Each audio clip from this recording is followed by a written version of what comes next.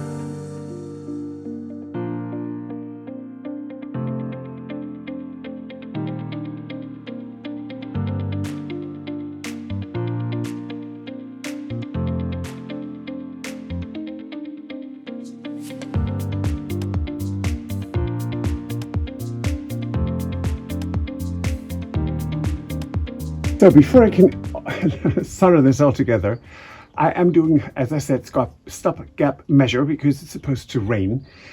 And I will put the downspout in and it will be just about to the ground with two old rocks underneath. So it will be off the ground and can safely lead the water down. So let's do that now. And I don't have to get up the ladder anymore. How about that? Well, not right now.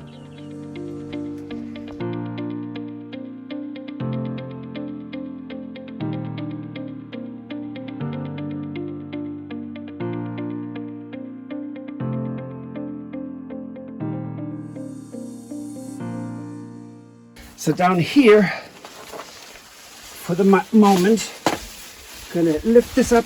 There's gonna be this underneath.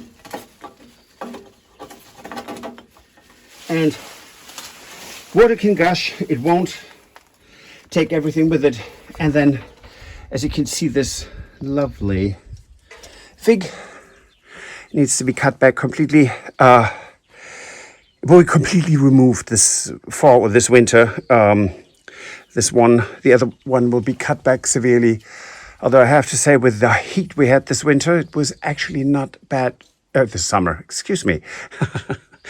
The heat we had this summer, it was actually nice to have the shade of the tree. But what we can do is take some of the very tall branches off. Let me go there. Oh my goodness, my supervisors. Hey, Aiden. Hey, Guinness. Hello, sweeties. And you look at this, how tall this is. We can cap a lot of the tall branches and still have a little bit of that canopy going, but not as much. And it's going to be a fun project. I'm actually not sarcastic. That is going to be fun. A lot of work, but it's also going to be very satisfying. Anyways, when it rains now, I know we will not have the leak in the ceiling in the new gîte, so hurrah, not bad. Good morning from Saint-Baudel here. Chateau de Colombe, of course. It's lovely. Oh, I'm going to unlock the gate here. Please forgive me. Okay, so yesterday I picked up actually a patron and a viewer from the train station in Bourges. Irene and Sheila are here. It's lovely. And we are going over to a big barbecue, friends and family, to Tony and Jane's tonight. And we were thinking, what should we make? And I have these beautiful poitrine, pumpkins, and courgettes. So I'm gonna make basically it's almost like a gazpacho, but it's cooked, a creamy soup, but it's eaten cold. And I'm really looking forward to making this because I haven't done it in years, and it's really, really pretty. Now,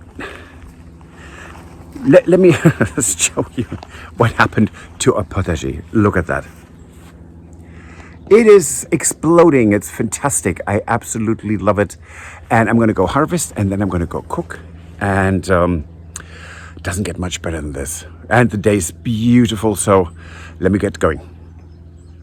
This was just a few days of me not going into the potager, and I have quite big hands. This is absolutely ginormous.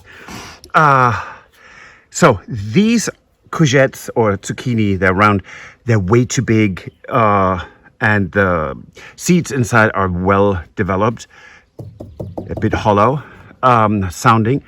But what we do with those, you cut them in half, take out wherever the seeds are, and then you fill it up with, you can do a whole bunch of ground vegetables and bread. It's almost like a bread stuffing.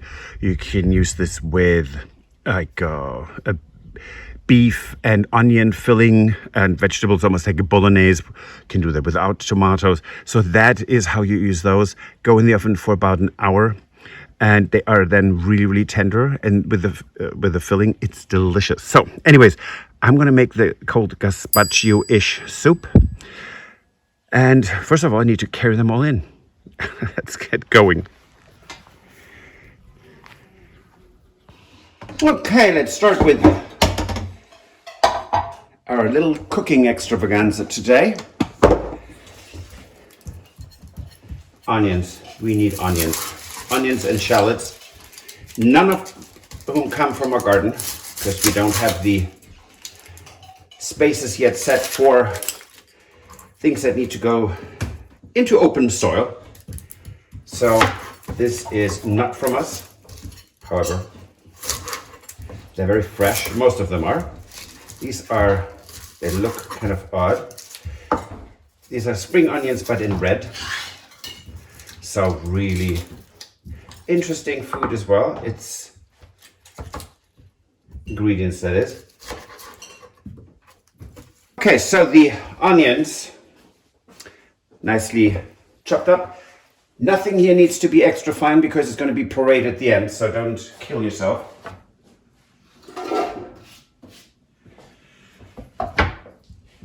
Okay, there are in our garden and have not been chemicals in a long time. So that's quite wonderful. Up. How nice is that?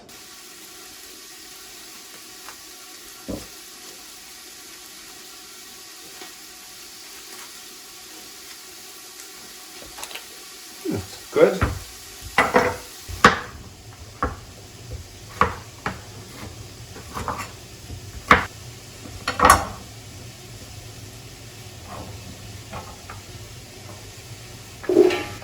Okay, so in order for this to thicken nicely and not using any flour or cornstarch, which of course is perfectly fine, I'm putting in a couple of potatoes. Coarsely chopped, just wash them.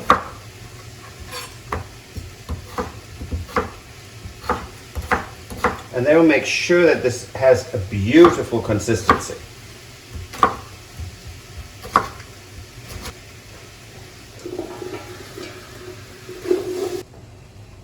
Here we go with our mini zucchini. Have a look at that.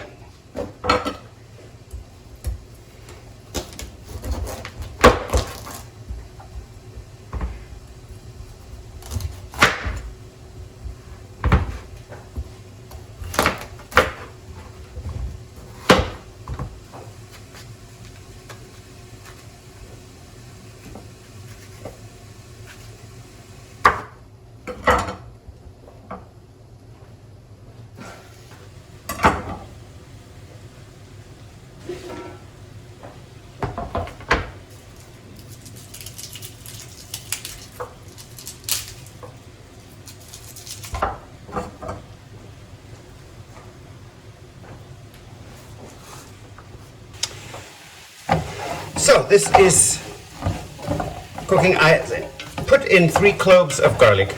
Didn't chop it. You squish it, take the skin off, throw it in, because this will all be pureed at the end anyways, as I said, so there's no fine cutting or chopping work necessary. This is 2 pinches of very coarse sea salt, because all these vegetables take a lot of flavor too, or spices and herbs to bring them together. But as you can see, this is working. And in a stock pot, I do have just that, vegetable stock or broth. Let me show you, including rosemary, which I'm going to transfer completely into this soon with the rosemary, because at the end you don't need to chop that either. In the end you take the branch out, all the needles will be in there, and they will be pureed with everything else. So let's give it some really good fire. This is my, well, it's not actually the largest burner, but it's big. Half pint or quarter liter of dry white wine. You can use any white or rosé for this specific soup as you see fit, as you like to taste.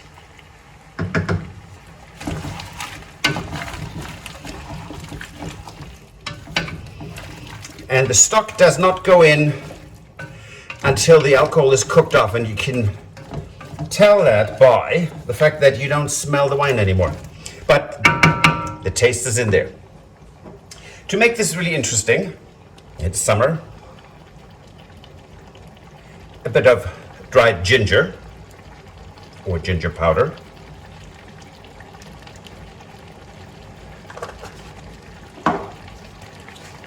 a teeny tiny bit of cardamom, and cayenne pepper. So we have spices, we have herbs, and we have veggies.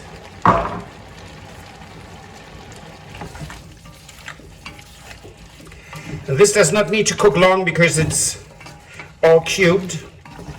The potatoes take the longest, about 20 minutes, until they are nice and tender. It smells so good. It's just lovely. Okay, I can smell the ginger, but actually, let's see.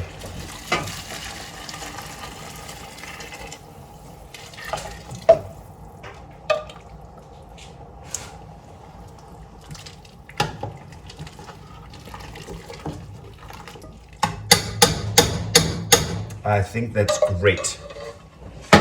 I made a bit too much stock, but put them in the fridge, put them in the freezer. You can always reuse that. We now let that come to a really rolling boil, and of course this is, at this point it's a vegan dish.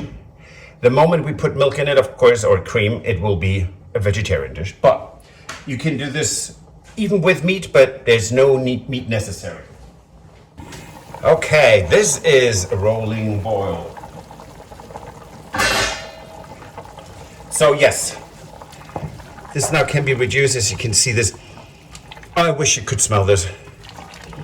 The herbs and spices, smells really, really good. And we're going to reduce this now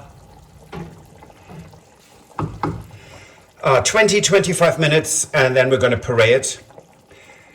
And after that cools down, we add the heavy or double cream or heavy whipping cream. Not a lot, but it will be really nice, smooth, and it has a great color. So I'm really excited taking that to Tony and Jane tonight. Okay, this cooked now for about 25 minutes. Lovely. Everything is very nice and tender. And I'm going to now start to puree this, and I'm not going to put the cream in until it's cool.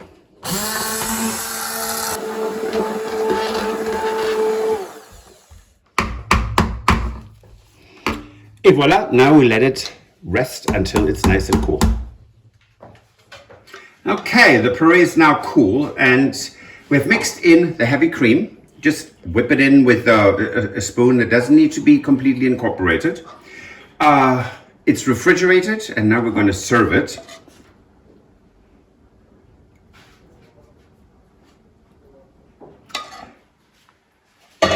Put on, and this is regional, we're very lucky. These are savory cookies with Roquefort cheese.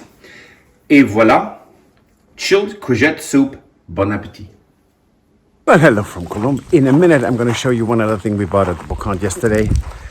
It's going onto the coat stand in the new gîte. And I'm really excited because it was an idea that just came to us, and it's going to look really cute, I think. Now, let me open the workshop for us. So here we go. This is going to go on the coat stand in the new gîte. How cute is that going to be? So there is actually mood lighting in it, on it. Then this will be very, very nice. And all we need to do is connect the cables, the wires, safely to a switch, just for a lamp, and plug it in, and then we go. I'm going to start that now.